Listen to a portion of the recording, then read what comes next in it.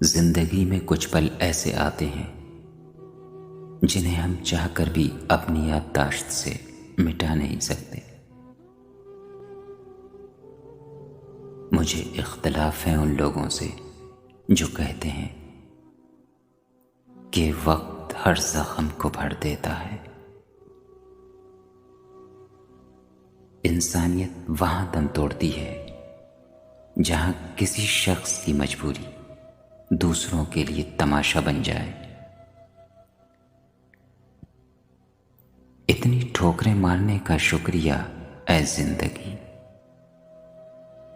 चलने का ना सही संभलने का हुनर तो आ ही गया।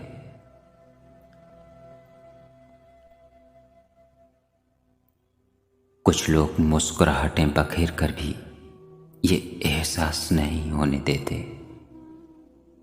कि वो अंदर से मर चुके हैं। गौर किया जब जिंदगी के फलसफों पर, बात मिट्टी से शुरू होकर मिट्टी में जा मिली।